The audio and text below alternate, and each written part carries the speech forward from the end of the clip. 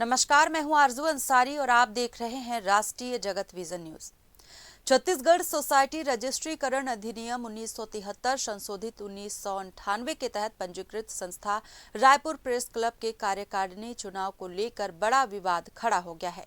Registrar ने एक आदेश जारी कर वर्तमान कार्यवाहक कार्यकारिणी को चुनाव कराने के निर्देश को तत्काल प्रभाव से निरस्त कर दिया है।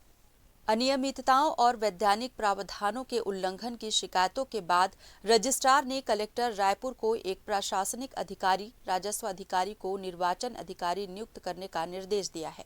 रजिस्ट्रार कार्यालय ने 16 सितंबर 2025 को आदेश जारी कर कार्यवाहक कार्यकारिणी को 60 दिनों के भीतर पंजीकृत नियमावली और वैधानिक सदस्यों के मध्य निर्वाचन प्रक्रिया पूर्ण करने का निर्देश दिया। हालांकि कार्यवाहक कार्यकारिणी इस नियत समय सीमा में निर्वाचन संपन्न कराने में असफल रही। इसके बाद कई सदस्यों ने रजिस्ट्रार कार्यालय पर गंभीर शिकायतें दर्ज करवाई। शिकायतकर्ता मोहन तिवारी ने 7 नवंबर 2025 और 10 नवंबर 2025 को शिकायतें प्रस्तुत की, जिसमें निर्वाचन अधिकारी की नियुक्ति और मतदाता सूची में नए सदस्यों को जोड़कर सूची प्रकाशित करने पर आपत्ति जताई गई।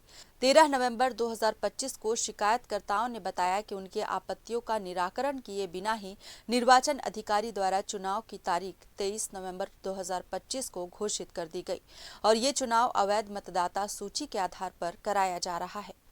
दामू आम्बोडारे ने 13 नवंबर 2025 को 2 आवेदन प्रस्तुत किए, जिसमें उनका नाम अंतिम मतदाता सूची में दर्ज नहीं होने की शिकायत की गई।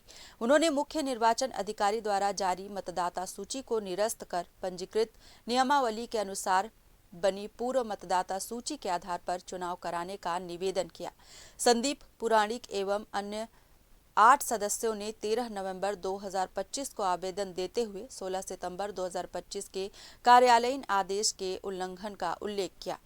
उन्होंने आरोप लगाया कि 60 दिन की समय सीमा के बाद भी नए सदस्य जोड़े गए और वैध सदस्यों के नाम काटे गए। सदस्यता शुल्क निर्धारित सीमा से अधिक लिया गया और चुनाव अधिकारी आसिफ इकबाल द्वारा नाम जोड़ने काटने का विवादास्पद कार्य किया गया। उन्होंने ये भी कहा कि सहायक पंजीयक के निर्देशों को लेने से इनकार किया गया और 60 दिन की समय सीमा का जानबूझकर उल्लंघन किया गया।